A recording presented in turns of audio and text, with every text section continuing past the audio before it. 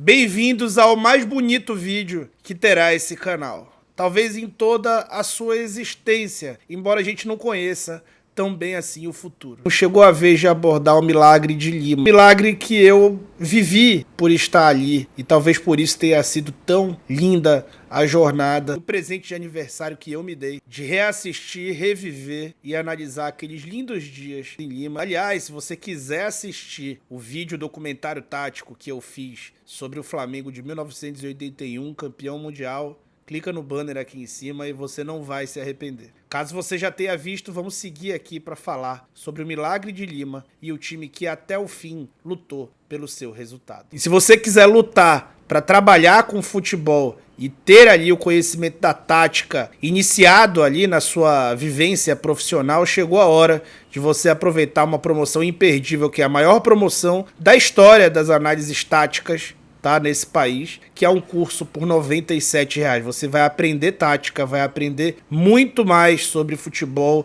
e os seus conceitos a partir de R$ 97,00. Na verdade, não é a partir, né? É pelo preço de R$ 97,00. O Laboratório do Futebol fez essa promoção e vai manter ela para todo mundo que assistir esse vídeo aqui e for inscrito no canal do Falso 9. Então clica no link na descrição do vídeo e no comentário fixado e aproveite essa promoção imperdível, que é a maior promoção da história desse canal, e comece a dominar conceitos táticos que me ajudaram a poder fazer esse vídeo documentário tático que começa agora. Então vem comigo falar sobre tática sem tatiquez.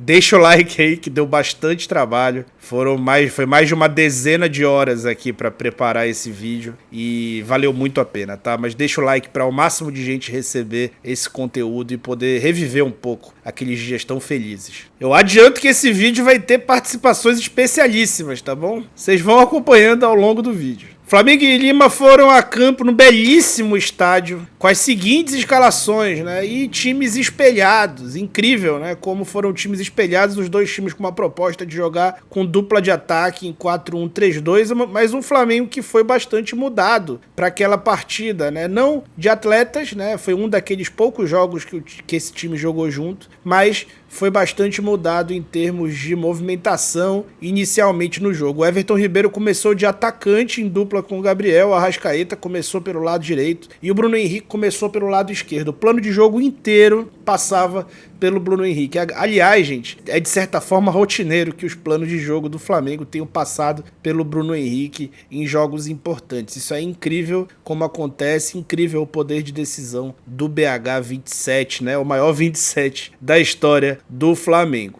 Pois bem, o River foi jogar com aquele timaço que já era campeão da Libertadores anterior. Pelo lado esquerdo existia uma dinâmica, né? Então o Flamengo tinha do lado direito o Arrascaeta, centralizado ali em alguns momentos o Gabriel flutuava para ali, e o Everton Ribeiro, que começava como uma espécie de falso 9, baixava como um meia quando o time estava atacando. O Bruno Henrique tinha a obrigação de movimentar o Montiel, tá? Bom lateral direito campeão mundial, né, do River Plate, aquele timaço do River que era atual campeão da Libertadores. Ao movimentar o Montiel, ele abria um corredor pro Felipe Luiz, que já não era nenhum garoto, né? O novo prof já não era, digamos assim, um menino e não fez um grande jogo, mas o plano de jogo era claramente esse. Logo no início da partida, nas primeiras movimentações, ele podia ter dado certo, depois de uma jogada do Felipe direto ao Gabriel, que acionaria o Bruno Henrique na sequência para poder ele seguir ali para uma finalização, só que o passe não saiu bom, saiu curto. Sem organização ofensiva, a ideia do Flamengo era ter ali o Everton Ribeiro mais na frente com o Gabriel e o Bruno Henrique mais aberto, com a Arrascaeta aberto também. Quando o time ia para uma transição, a ideia era ter Gabriel e Bruno Henrique atacando a última linha. E foi assim que o Gerson, logo na sequência, colocou o Bruno Henrique na profundidade e quase, né, o BH 27 cria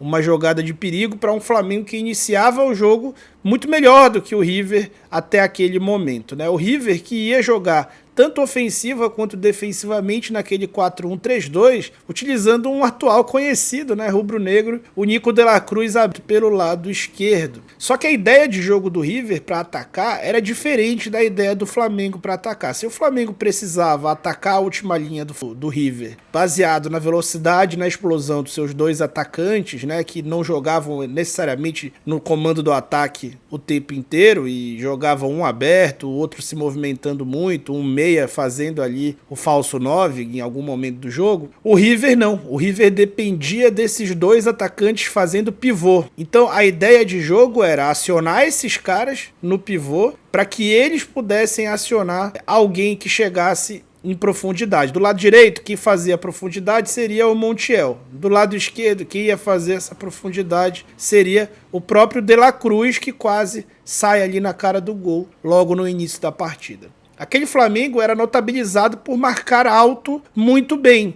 E é por isso que o River nem tentou iniciar o jogo jogando por baixo. Eles se organizaram muito bem para fazer a bola longa e batalhar pela segunda bola. E contavam também com uma boa conivência do árbitro que marcava falta absolutamente a qualquer contato que se fazia no Borré ou no Matias Soares, especialmente. O River, que tinha como ideia, como eu já tinha falado, atacar o lado direito com o Montiel. E o Nátio Fernandes, que era o meia que iniciava as jogadas pelo lado direito, ele centralizava e tentava ocupar o espaço nas costas do Gerson e também entre Felipe Luiz e Pablo Mari. Lembra do Mari? Pois é, jogadoraço, saudade, né? Ele também deve ter muita saudade do Flamengo. Então o Bruno Henrique passava a ser mais importante ainda por jogar recuado. Por quê? Porque ele precisava acompanhar a velocidade que o Montiel tinha. E com isso, o Flamengo poderia recuperar essa bola do Montiel e já acelerar, ter um jogador de força pelo lado capaz de acelerar. O Bruno Henrique era o único jogador realmente de velocidade daquele time. Então ele precisava ter o encaixe, digamos assim, com o jogador de maior velocidade do time adversário, de maior profundidade, que era o Montiel. E assim tirar o Flamengo, seja na correria, especialmente na correria do campo de defesa, e levar na força até o campo de ataque, como aconteceu aos 11 minutos, quando foi essa jogada. Aos 13 minutos, o castigo, né? Um castigo que o Flamengo ainda não merecia, mas é o que é, né? O Flamengo, o River sai jogando e coloca a bola em disputa para brigar pela segunda bola, até que consegue ali ficar um pouco mais no ataque, né? E a partir de um arremesso lateral, iniciar a jogada do seu gol. E a jogada do gol do River passou por um Flamengo organizado para defender, um River que estava organizado sim para atacar. A ideia deles de pressionar a última linha do Flamengo com 4 homens, né, praticamente num 4-2-4, eram times espelhados, né, como eu falei para vocês, colocavam o Nátio entre Pablo Mari e Felipe Luiz no mesmo contexto e mantinha o Bruno Henrique vigiando as ultrapassagens do Montiel. O Flamengo, se tinha uma defesa no mano a mano, estava de certa forma compacto, com o Gerson também fechando a janela ali daquele passe para alcançar o Nátio. Só que, na hora do passe, o Felipe Luiz falhou, né? E ele falhou feio ali no movimento simples de interceptar o passe, que estava totalmente dominado, né? Seja no fechamento de janela feito pelo Gerson, seja pelo posicionamento do Mari e pelo posicionamento do próprio Felipe, né? O Felipe conseguiu fazer a interceptação, mas logo na sequência devolveu essa bola, né, para o Palácios, que acionou o Nátio, que de carrinho cruzou essa bola para o centro da área, onde o Flamengo de novo tinha a superioridade numérica e poderia ter cortado, seja com Gerson, seja com Arão, até que o Borré finalizou, ótimo atacante, né? Atualmente, eu tô fazendo esse vídeo em 2024, atualmente jogando pelo Internacional de Porto Alegre. Gol do River e pecados, né? Requintes de crueldade da parte rubro-negra. E aí o Flamengo teria uma ladeira enorme para escalar a partir dali. Ladeira enorme porque os caras eram muito preparados, seja para defender muito compactos, seja para atacar em poucos toques, né? Então o Flamengo tentava atacá-los ali, roubar a bola, fazer seu perde-pressiona, muito a lá Flamengo, a lá Jorge Jesus, só que os caras estavam numa disponibilidade física técnica e emocional incrível, né? Era um time já acostumado a vencer, que começara a sua trajetória vencendo uma Sul-Americana, passava por uma Libertadores. E em poucos passos eles chegavam até o gol e tinham o costume de finalizar suas jogadas, né? E isso é muito legal daquele time do Galhardo, e é uma coisa que eu cobro há bastante tempo, né? Que o Flamengo faça, né? Seja um time que finalize mais as suas jogadas, né? E o River era esse time naquele jogo, né? E logo em poucos passes fazia finalizações, chegava na cara do gol. Aqui foi o lance com o De La Cruz. Então era um jogo muito perigoso. E como o River marcava, né? O River tinha uma lógica que é bastante comum no futebol argentino, que é a lógica da zona de guerra. A zona de guerra consiste em ser basicamente uma zona, como ela própria fala, mas uma zona que gera uma superioridade numérica no ataque ou na marcação mais alta, ou uma superioridade ou uma dificuldade grande por conta do posicionamento dos seus jogadores dessa zona, ao permitir que os atletas adversários saiam jogando, né, tentando todos interferir, né, essa zona o tempo inteiro se deslocar junta como um bloco e interferir na jogada ofensiva do adversário e deixar até a defesa em mano a mano, se for preciso. Só que a disponibilidade desses caras da zona de guerra era tão grande que o Flamengo não conseguia trocar passes por fora dela. E precisava fazer essa bola inverter para o lado oposto o mais rápido possível. Tinha muita dificuldade de fazer essa bola inverter para o lado oposto e pela primeira vez conseguiu só lá para os 20 minutos. Quando o Everton Ribeiro conseguiu fazer um apoio já atrás dessa zona de guerra, depois do time ter circulado a bola rápido até o Rafinha, e o Rafinha levaria a bola até a linha de fundo para sofrer uma falta perigosa. Mas era muito pouco para um time que precisava virar uma partida. E pior, o time não conseguia repetir aquele bom desempenho, né, daquela única jogada em que o time conseguiu sair daquela marcação alta, enquanto o River tinha certa facilidade para fazer essa transição e até quase encontrou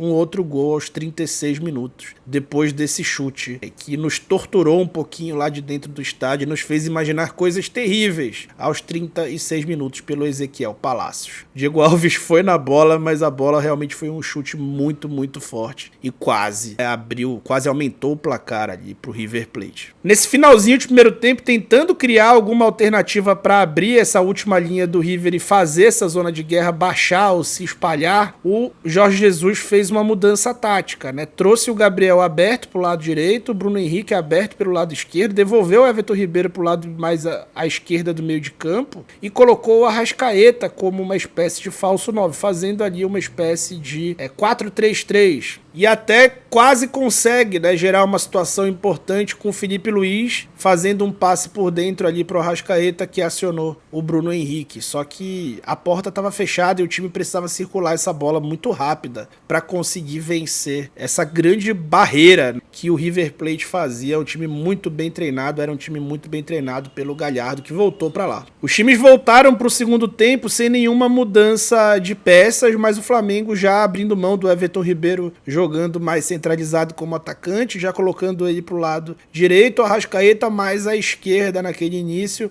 naquela formação que a gente aprendeu a ver realmente na maior parte das vezes pelo Flamengo. E a dificuldade tática persistia lá, né? A zona de guerra tentando manter o portador da bola sempre no seu meio e atacá-lo, né? Agredi-lo de uma forma bastante vigorosa, impedindo que a bola passasse por ali. E o Arão, logo no início, no primeiro minuto, parecia com uma orientação clara do vestiário de carregar essa bola por dentro dessa zona de guerra o mais rápido possível e inverter o jogo. Teria dado muito certo se o lançamento tivesse sido um pouco melhor. O River dificultava demais o jogo, o gramado também estava seco, estava muito sol em Lima, gente, estava muito sol, eu estava banhado de protetor solar. Quando o time tinha transições, a ideia seguia de manter o Bruno Henrique um pouco mais aberto para tentar atacar a última linha, e o Arrascaeta ganhava ação livre, de novo, ficando mais por dentro, né? Mas especialmente nesse contexto de transição. O Gabriel foi acionado logo em seguida e finalizou no centro. O Flamengo já tinha uma atitude, já conseguia jogar um pouco mais rápido, mas seguia com muita dificuldade de agredir o River, que fazia uma estratégia interessante, né? Ele fazia todos os jogadores ficarem próximos do Armani, como se ele fosse sair curto,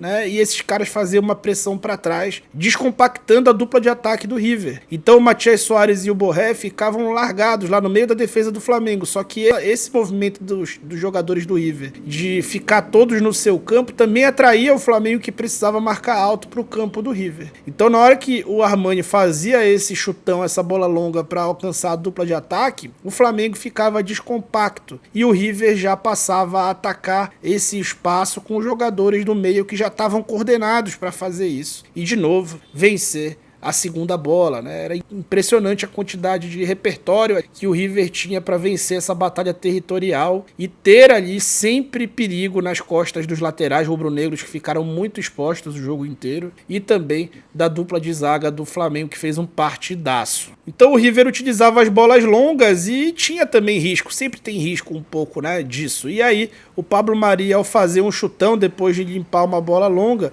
conseguiu acionar o Arão, que colocou o Gerson no jogo, né, e deu de primeira pro Everton Ribeiro. E aí, lembra daquela lógica de zona de guerra? Olha os 3 atacantes do Flamengo ali, com 3 jogadores do River Plate, mano a mano, né, situação rara de acontecer. O Everton Ribeiro colocou um ótimo passe pro Gabigol, e o Gabigol fez uma parede, olha só. Faz muito tempo que a gente não vê o Gabigol conseguindo fazer uma parede como essa. Fez uma parede e conseguiu colocar o Bruno Henrique depois de um ótimo passe na profundidade, né? O Bruno Henrique conseguiu chegar ali na linha de fundo, e aí o Flamengo foi ter algumas chances claras de gol no mesmo lance. Primeiro o Arrasca fura, o Gabigol chuta pro De La Cruz salvar o River com o braço, só que junto ao corpo. E depois o Everton Ribeiro não consegue fazer o gol. Vejam como o Arrasca furou! Ô, meu uruguaio! Mas você tem muito crédito. O Arrasca furou e vejam como o De La Cruz tirou essa bola, né? Ele tá devendo uma dessa pra gente. O Flamengo carecia de ter lucidez, enquanto o River se desgastava muito para conseguir tentar balançar com essa zona de guerra e manter essa marcação mais alta. Não se esqueçam que na época eram apenas 3 substituições por time.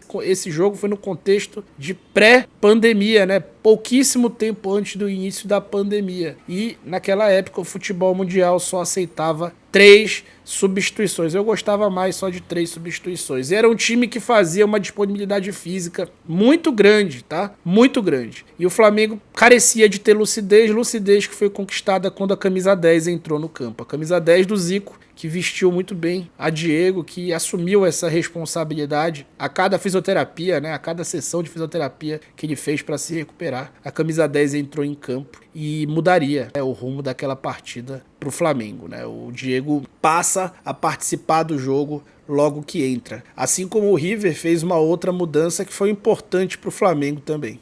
Eu queria falar sobre o momento desse jogo entre Flamengo e River Plate, final da Libertadores de 2019, que é muito pouco falado, né? Que é o momento ali por volta dos 20 minutos do segundo tempo, em que o Marcelo Galhardo faz uma alteração. Ele tira o Nath Fernandes e coloca o Julián Álvares, esse mesmo que é jogador hoje do Atlético de Madrid, com passagem pelo Manchester City e tal, né? Nesse momento, na minha opinião, o River Plate perde o controle do meio de campo e o Flamengo cresce na partida. A gente está falando da saída de um jogador, de uma espécie de gerador de jogo do River Plate, o Nath Fernandes, né, para a entrada de um atacante, né? Muito se fala sobre a entrada do Lucas Prato, que fez uma partida de fato desastrosa, mas o momento para mim mais marcante desse jogo é quando o Galhardo faz essa alteração. Foi uma partida muito difícil, sobretudo no primeiro tempo, mas no segundo tempo, após essa alteração do Galhardo, o Flamengo passa a ter mais controle do meio de campo, passa a atacar mais e aí consegue a virada espetacular com 2 gols do Gabriel no final do segundo tempo. E aí o Flamengo continuava tentando sair dessa zona de guerra, só que o Everton Ribeiro entrava um pouco mais no jogo, né? Ganhava ação livre e começava ali a acabar com o meio de campo do River junto com o Diego. A companhia do Diego fez muito bem pro Everton, né? E o Everton cresceu muito no jogo no segundo tempo, conseguia fazer o time sair um pouco mais, e aí, a partir disso, mantendo aquela ideia de transição com o Arrascaeta jogando mais por dentro, ali quase como um falso 9, o Gabigol aberto por um lado e o Bruno Henrique do outro, o Flamengo conseguiu de novo progredir e isso se tornou mais frequente, né? O Gabigol com bastante explosão ali na época, conseguindo jogar começando as jogadas de fora para dentro, né? Quase consegue receber esse passe do Arrascaeta na profundidade, foi por pouco. Até que entrou o Lucas Prato, né, na segunda mudança do River Plate, na saída do autor do gol, né, Rafael Borré. O Diego entrou com muita disposição, né, gente? E ele roubou uma bola importante logo na sequência da entrada do Prato, e o Flamengo teve ali uma chance de gol também criada por ele junto com o Bruno Henrique. O Bruno Henrique não errou ação nenhuma no jogo, incrível, né, a participação do Bruno Henrique nesse jogo. E aí a bola chegou pro Diego, que rapidamente, né, acionou o Gabriel. O Diego jogou muito rápido nesse jogo, diferente de como ele normalmente jogava, carimbando todas, e trouxe uma dinâmica interessante pro Flamengo, que não conseguia ter essa dinâmica na época com o Gerson, que estava sentindo, né? O Gerson jogou lesionado aquela partida. O River reagiu a essa mudança tática do Flamengo, de abrir o Gabriel e avançar o Arrascaeta, e mudou o lateral esquerdo, né? O Casco, que estava bastante preso na marcação, saiu pistolaço com o Galhardo, e entrou o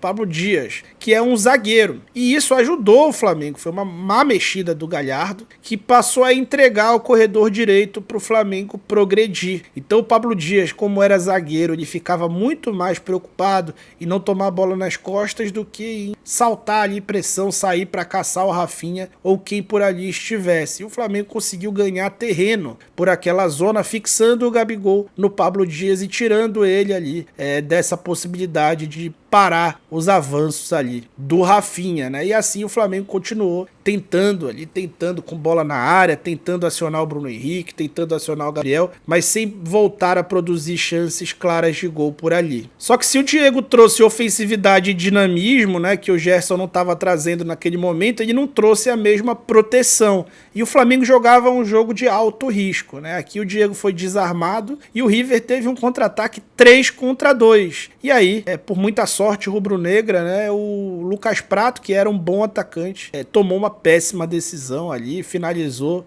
ao invés de seguir no ataque ali com o time acionando ali o Matias Soares, que estava bastante livre. E nessa altura, gente, o River já estava muito desgastado e o Flamengo começou a conseguir encontrar espaço dentro dessa zona de guerra, usando o Diego e usando o Everton Ribeiro para sair de dentro dela, né? E o Diego trouxe, de fato, muita qualidade nisso e atraía esses jogadores dessa zona de guerra que não conseguiam combatê-lo. E a partir daí ele começou a dar lindos passes, como esse que ele deu na profundidade para o Gabigol, que teve também uma situação de 3 contra 2, na verdade de 4 contra 2, porque o Everton Ribeiro estava do lado oposto ali, só que ele acabou tomando uma decisão ruim, né, e perdendo aquele contra-ataque. O Flamengo já tinha ali uma quantidade de chances perdidas, seja chance de gol, seja chance de contra-ataque, importante, e não conseguia ali empatar o jogo, o que tornava isso ainda mais dramático. Mas conseguia aproveitar essa vantagem tática no meio de campo com Diego e Everton Ribeiro, que aproveitavam ali um pouco desse desgaste do River. Vamos lembrar que aquele Flamengo de 2019 voava fisicamente, né? Era um time muito preparado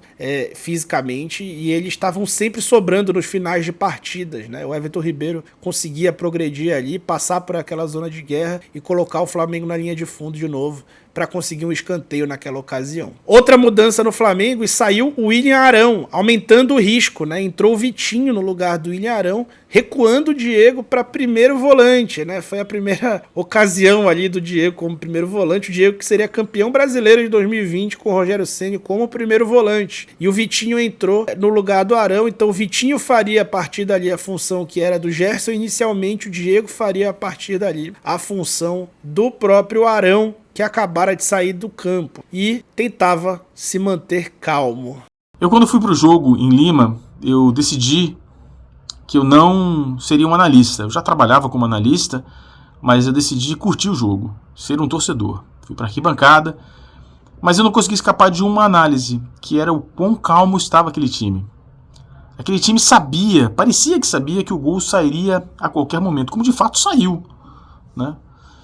E a observação da tranquilidade do time durante o jogo é uma coisa que eu carrego comigo. Eu conversava com as pessoas do meu lado e falava, pô, o time tá calmo, o time tá perdendo a final da Libertadores, o time tá calmo. Enfim, eu saía do estádio gritando o mais alto que eu podia. Flamenguistas, celebrem, porque sua vida será um grande anticlímax daqui pra frente. Espero que eu esteja errado a respeito disso, mas o fato é que a minha visão ali é marcada pela calma do time e pela certeza que aquele time marcaria um gol. E foi assim que aconteceu. Até que no lance seguinte, de toda essa calma que a gente não costumava ver do Gabriel, que tomava muitos cartões, né? Como o Kika falou, um time que parecia seguro de que ia fazer o gol, e a gente na arquibancada também parecia seguro de que aquele Flamengo não ia passar um jogo sem fazer um golzinho, né? Mas isso passou pelo senso de urgência de dois dos craques ali do Flamengo naquele elenco, né? Então primeiro a bola tenta entrar por dentro e o Diego Ribas dá um carrinho para interceptar o passe, e na sequência... Os 43 minutos do segundo tempo eu narrei assim: Arrascaeta roubou a bola. Nesse instante estava 1-0 para o River Plate, 43 do segundo tempo. E a partir dali, tudo mudou. Incrível, épico, memorável, inesquecível, e um jogo que fica marcado na história do futebol. Final, 5 minutos depois, estava 2-1 Flamengo, campeão da Libertadores depois de 38 anos. Nada é impossível. O Arrascaeta é quem vai dar um carrinho ali para bloquear o avanço do Palácios, e assim o Flamengo contra-atacava, né? Um River que era ultra ofensivo, mesmo numa reta final de partida, de um time que tinha acabado de convocar a sua torcida, né? O Galhardo tinha acabado de convocar a torcida, que estava tomando uma porrada na arquibancada, porque a torcida do Flamengo cantava muito mais alto. Foi incrível como a torcida ajudou o time a virar o jogo nessa partida. E aí ele acionou o Bruno Henrique, que teve uma lucidez incrível, né? Ao conseguir dominar a jogada, compreender, atrair os adversários e acionar o Arrascaeta na profundidade, que esticou o máximo que poderia a sua perna para o Gabigol fazer um gol gostoso, né? Aquele gol que tá com o gol completamente aberto, numa partida tensa, hora de extravasar, e ninguém melhor do que ele, que era o artilheiro daquela temporada, né? O artilheiro do Brasil, do continente, naquela temporada, fazer aquele gol e começar a escrever a história daquela linda virada de Lima. Só que o River, gente, era um time muito ofensivo e guerreiro. E logo na sequência, os caras conseguiram uma jogada perigosa, né? Colocaram um lateral ali, conseguiram colocar a bola para ser rebatida pelo Rodrigo Caio, e ela sobrou no pé do Nico de la Cruz, que ia finalizar, gente, e a finalização ia ser certa, tá? E aí o Rodrigo Caio fez um lindo corte e foi um impedimento. O Diego Alves tentou bater rápido esse impedimento e o juiz amarrou o jogo. O juizão não queria mais que saísse gol, gente. O juiz não queria mais que saísse gol, mas o Flamengo tinha colocado a camisa 10 no campo. E o Diego Ribas mereceu demais, né? Colocar essa bola no espaço ali para o Gabriel brigar com os zagueiros e o Pinola fazer a grande contribuição da carreira dele, né? E colocar o Gabriel à feição para executar o né? E aí o Gabriel entra de vez, né, para a história, para o panteão dos grandes atacantes do Flamengo, a partir desse gol e dessa explosão linda, né, que foi a comemoração do gol. O JJ já começou a se preparar para colocar o Pires da morte. O Everton Ribeiro já dizia que tinha acabado, e a torcida de Lima parecia envolta num mar de lágrimas, assim, era incrível. Você olhava para o lado e parecia que todo mundo estava chorando. Era uma das cenas mais bonitas que eu já vivi, sem dúvida a cena mais bonita que eu já vivi num estádio de futebol foi essa, desse time realmente apaixonante, que levantou a taça com 3 capitães, né? Everton Ribeiro, Diego Alves e Diego Ribas, que deu muito exemplo naquela temporada. Esse jogo de 2019, primeiro acho que é importante frisar a atmosfera que tomou conta de Lima nos dias que antecederam ao jogo. A torcida do Flamengo chegou muito antes da do River Plate, grande número, muita festa para a cidade. Na hora do jogo o estádio estava bem dividido, mas eu fiquei um tempo ali dentro da torcida do River para fazer umas entradas ao vivo, no acesso dos torcedores do time argentino, e tinha muito peruano na torcida do River, inclusive com a camisa da seleção peruana, que é semelhante à do time de Buenos Aires. Mas tinha muito argentino, engrossada ali a torcida pela presença dos locais. O futebol argentino tem muita penetração na América do Sul em relação ao brasileiro, sem comparação. E durante o jogo acho que foi um duelo de nível de Europa na América do Sul.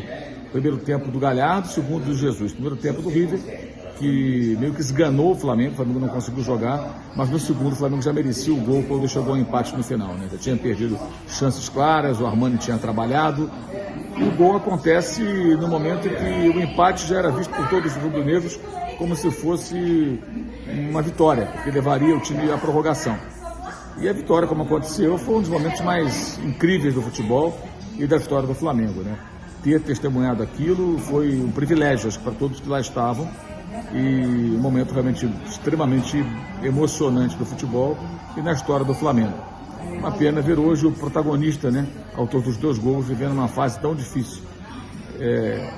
O ideal seria que o Gabriel Barbosa estivesse até hoje jogando bem, fazendo gols, não se envolvendo em polêmica e sendo adorado pelos rubro-negros. Hoje virou um personagem controverso, mas isso não apaga os seus feitos e aquilo que ele proporcionou junto com seus companheiros naquele dia fantástico em Lima, em 2019. Tinha que ser assim, né, gente? Havia de ser. Flamengo. A final única agendada há tempos. O Flamengo voava abaixo e encantava cronistas, torcedores de todo o continente. Sem sustos, o Flamengo passava da dupla gaúcha nas quartas e semifinais. A nação, com a sua demanda reprimida havia 38 anos, se mobilizou para ir para então Santiago do Chile, pronta para viver uma apoteose. O famigerado rumo a Tóquio chegava de verdade e chegava mais cedo do que muitos, como eu, imaginavam. Levante popular e até guerra civil no Chile não passavam nem perto de assustar uma nação que já comparava o simples fato de viver no Rio de Janeiro a ir para uma capital em ebulição e estado de sítio, como estava Santiago do Chile na época. O mais difícil, afinal, tinha acontecido, que era aquele velhinho maravilhoso que tirou o colete no intervalo e aqueles atletas incríveis terem colocado o Flamengo numa final de Libertadores. Perto disso, resolver uma guerra civil seria fichinha. E tinha tempo para isso, afinal de contas, o jogo só era daqui a um mês. O tempo foi passando e as notícias sobre Santiago do Chile pareciam nunca chegar tanto ao Brasil como naquele tempo. Passamos a consumir a crise chilena e até rezar pela sua resolução a ponto de esquecer os nossos próprios problemas. Gente, o Flamengo é um país inteiro. A Conmebol, sempre indisposta a ajudar, viu-se sem saída e mudou a final de lugar 2 semanas antes da partida. Choro, loucura, frustração. Muitos haviam vendido casa, carro, a vida inteira para ir para Santiago e viam ser traídos pelo destino e pela desorganização de um continente que parece não se conhecer o suficiente para saber que não precisa tentar copiar o velho mundo. Um estado geral de depressão tomou conta daqueles que não conseguiam mais vislumbrar uma possibilidade de ir àquela final de Libertadores. Lima tinha até um hub aéreo, mas era quase impossível chegar por terra ali. Quase, pois nada é impossível para uma nação que lotou dezenas de ônibus e passou quase uma semana para chegar na capital peruana. Isso sem falar da loucura que foi a nação praticamente convencer as companhias aéreas de que era melhor assumir o prejuízo e remarcar toda aquela galera que ia para Santiago do que lidar com a fúria de uma nação inteira. Eu lembro que meu irmão Gustavo passou 6 horas no telefone para remarcar as 4 passagens e, como um passe de mágica, tudo foi clareando. Até que eu e meu outro irmão Fernando embarcamos para uma jornada de 28 horas, passando por São Paulo, Rio de Janeiro 2 vezes, acredite, Montevidéu, Santiago do Chile, Santa Cruz de la Sierra na Bolívia, até chegar em Lima. As histórias eram impressionantes, relatos de paixão de uma gente que se dispôs a ir até Madrid para pegar uma conexão para Lima. Paixão de gente que não encontrava sentido de viver aquilo sozinho, que precisava viver aquilo em família, que precisava viver aquilo com o seu Flamengo particular. Lindos vídeos de pais presenteando filhos e de filhos presenteando os pais. Viralizavam em uma nação que parecia a flor da pele. Pronta para chorar até em comédia romântica, marmanjos adocicados por aquela linda poesia em forma de time. Antes da partida, o estado de embriaguez coletiva não nos permitia sequer enxergar que havia argentinos em Lima, e que eles não eram poucos. Que dirá pensar que havia um adversário? Aliás, o flamenguista nunca pensa que tem um adversário. Mas lembra da classificação antecipada? Dos previsíveis amassos nos times gaúchos? Pô, quem viveu 2005 não era capaz de se permitir acreditar que aquela seria a nova rotina. Ir para o sul do Brasil e amassar os seus adversários, quem diria que o Flamengo seria capaz daquilo? Estava fácil demais para ser verdade. Havia de ser difícil. Havia de ser quase impossível. Havia de ser Flamengo. O gol de Borré parecia parte de uma crônica de Nelson Rodrigues. Parte de um roteiro de quase frustração, sempre presente o tempo inteiro na história rubro-negra. Aliás, como disse João Guilherme, nada é impossível. Havia de ser Flamengo. E a camisa 10 precisaria estar em campo. E como vestia bem Diego, que honrou a cada sessão de fisioterapia e a cada respiro dado em campo desde que entrou na partida de Lima. Diego, que outrora parecia não compreender a responsabilidade que tinha, ou até não ser capaz de suportá-la, decidiu viver a saga de Zico. Uma saga de privações e exemplo dado. Uma saga de liderança pelo exemplo, premiada por um lançamento que faria o mundo parar. 41 anos depois de Rondinelli, era a vez de Gabigol completar a profecia e fazer daquilo Flamengo. Havia de ser assim. Havia de ser Flamengo. Se você chegou até aqui, não deixe de aproveitar a maior promoção da história desse canal e aprenda análise de desempenho por apenas R$ 97, tá? Pagamento único para você ter um curso inteiro sobre análise de desempenho. É o curso mais barato do mercado, daquela que é a melhor escola que tem no Brasil para vender cursos de análise de desempenho. O conteúdo dos caras é incrível e é muito vasto. Então aproveite essa promoção clicando no link na descrição do vídeo, no comentário fixado. E seja bem-vindo ao estudo da tática no futebol. Espero que tenham gostado do vídeo e foi muito emocionante fazer, espero que tenha sido emocionante também assistir. Desculpem se me alonguei, mas vamos tentar fazer isso de vez em quando, tá bom? Muito obrigado e eu fui.